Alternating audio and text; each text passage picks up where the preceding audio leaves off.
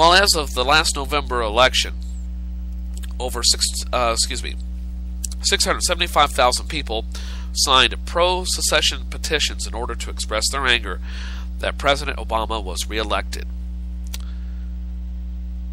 And now, fast forward, why do I say that?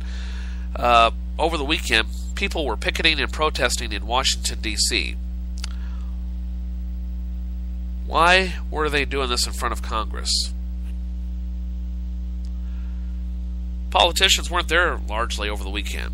Oh, they were for a short while, but while the protesters were there, your congressmen, your senators were off doing other things. They weren't taking care of the nation's business.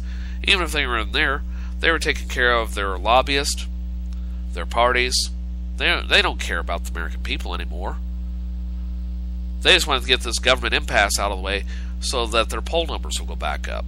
Because if they truly cared about you and me, this shutdown would never have occurred.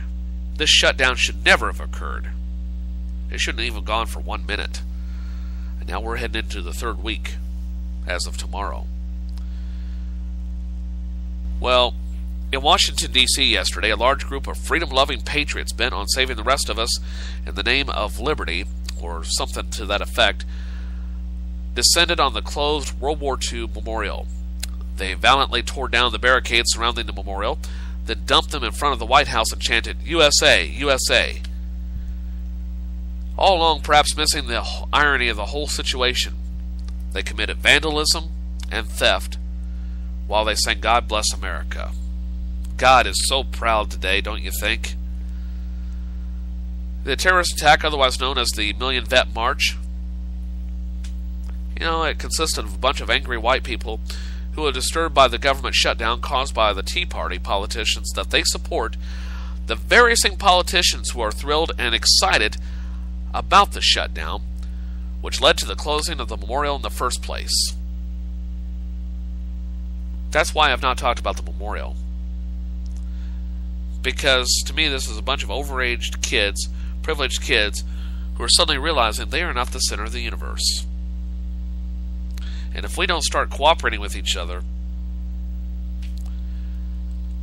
pretty soon our voices won't be heard at all. All we're going to be is a bunch of disgruntled has-beens. Well, these Tea Party crusaders largely blamed none other than the very black guy in the White House for closing of the memorial, fueled by news coverage like Fox News, which caused the misplaced outrage. And you know what? President Obama is also part white. So what are you going to do about that? Now, of course, when the shutdown happened, every other federal land, site, office, and program were closed also. So it's not like the World War II memorial was singled out in any way. What exactly did people think would happen in a government shutdown? Do they not understand that government isn't just federal employees? It also includes the buildings, lands, parks, museums, etc. Adding to the circus melee yesterday was the presence of former Alaska Governor Sarah Palin and Senator Ted Cruz of Texas, both of whom tend to gravitate towards large crowds of Tea Party idiots in order to score political points. Our vets have proven that they have not been timid, so we will not be timid in calling out any who would use our military, our vets, as pawns in a political game, Palin told the crowd. Palin said Republicans should not fear some kind of government shutdown. She then emphasized that Republicans must stand firm, not blink, and not allow the media to drive this whole narrative that a shutdown would be bad for Republicans. Well, the former Alaska governor then said that a shutdown would allow the American people to realize how irrelevant the federal government could and should be in our lives. So Palin shows up in support of a protest over a shutdown that she supported. You can't make this stuff up. Well, courtesy of America Blog, there's a photo of what backwards evolution looks like. It doesn't seem like a real good thing to bring a Confederate flag to this particular kind of protest, but hey, these people are known for being Mensa candidates, aren't they? Real bright people. No Tea Party gathering would be complete without Obama's Muslim mantra. You hear that a lot lately. You know, frankly, I'm getting sick of even talking about it, but I have to bring it up because I feel as a member of the media, albeit an underground media, that even if he were a Muslim, so what? What business it is of yours? Well, this is a Christian nation. Well, you sure are acting like it. Remember, turn the other cheek, love thy neighbor. It's funny how those lessons get thrown to the side. And I got to thinking last night, what would happen if I were to post a scripture verse on my webpage on Facebook? How many people would know what book that came from? Whether it came from the Quran or if it came from the Christian Bible? I'm thinking about doing that. Can you name where this verse came from? I think I might do that. Maybe I might even do it on this show. Well, also in attendance over the weekend, and I have an audio clip of this dull speech, was from Larry Klayman of Freedom Watch. It's a conservative political advocacy group.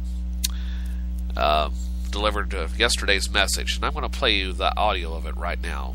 Prepare to be bored out of your mind for the next 2 minutes, 10 seconds.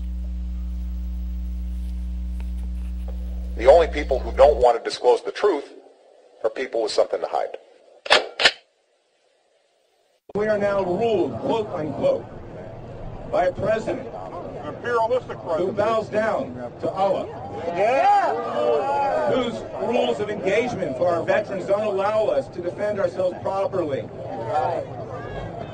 who are dying per capita in greater numbers in Afghanistan than ever died in any American war. And I know because I represent some of the families, and I feel personally involved. This president is not a president of we the people. No. He's the president of his people. He's to be the president of all of us. That's what he said he was going to be. He's to stand here with the veterans to defend our honor. And he should be here today. I thank you all for coming here. I thank you for your patriotism. This is the first step. In the course of history, there have been many who have used peaceful nonviolence to change history. I do not advocate violent revolution. To the contrary, in the style of Mahatma Gandhi, in the style of Lech Walesa in Poland, who brought down communism, in the style of Martin Luther King, who stood up there many years ago and declared freedom. I call upon all of you to wage a second American nonviolent revolution, to use civil disobedience, and to demand that this president leave town, to get out, to put the Quran down, to get up off his knees, and to figuratively come up with his hands out. The only people who don't want to disclose the truth are people with something to hide. Now you know why the rest of the world is laughing at us. The Quran. You know, even if that were the case, and people don't like it, legally, you cannot force someone out of a federal job just because you don't like their religion, or what you perceive their religion to be or not be. That is against the law. It is against what this country was founded upon and what it stands for. How many people even know what Islam really is? It's an offshoot of Christianity. Whether you like it or not, it is an offshoot of Christianity. And while I don't agree with all the tenets of it, I do admire the devotion that Muslims have, especially to prayer. 5 times a day toward Mecca. Have you ever seen the president's schedule of any president, especially in the last 100 years? He wouldn't have time to do all of the tenets of Islam, at least according to the Quran. So get over that. That is nonsense. Yes, he attended synagogues. It would be like, say you entered, how do I put this? Say you entered a... think for a minute. I'm trying to think of something equivalent. Just because you go in somewhere doesn't mean that you're a member of that. In other words, be true to one's own convictions. For example, if I go into a church, does that mean I'm a Christian? No, it means I go to church. Going to church doesn't mean you're a Christian. It just means you went to church. It's part of being a way of life. Because otherwise, that'd be like me saying I go into McDonald's, well, I'm an employee of McDonald's. No, I'm not. I'm a customer. But get up off his knees? Really? I don't know. It just boggles my mind that people believe that. But I guess I'm not that gullible anymore. Well, along the same line, and forgive me for this long monologue, because this is going to be the longest monologue I've had to date. The purported conservative trucker protest intended to clog up the Beltway this weekend, aka the Truckers' Ride for the Constitution, turned into another bust, didn't it? Police say a convoy of about 30 trucks, that's right, 30 trucks, began traveling north on I-95 from Doswell, Virginia, Friday morning. The truckers are circling the Beltway. However, the presence was not quite the thousands of truckers that organizers had predicted, or the tens of thousands that Fox News had asserted. Seems as of Friday morning, just only a handful of people had showed up at a key staging area. 30 trucks is indeed not thousands of trucks. The math checks out, though there have already been attempts on Twitter on skewing of the number by posting an old picture of a Make-A-Wish trucker convoy and claiming success. Well, the conservative trucker rebellion was a bit dodgy from the outset. Purported vows to block the Beltway were later waved off by organizers as a hoax to garner media attention.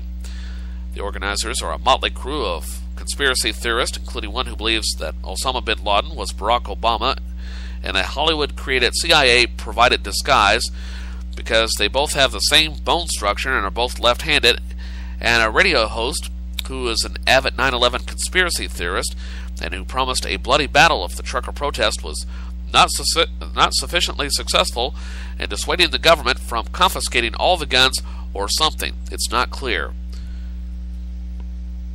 This sounds like, at worst, a B-rated movie to me. Well, the release demands of the group, now that we have them, are impressive. They include an assertion that members of Congress were in on a plot to change Article 2, Section 1, Clause 5 of the Constitution on 8 separate occasions to make it possible for Barack Obama to meet the eligibility requirements for the office of President.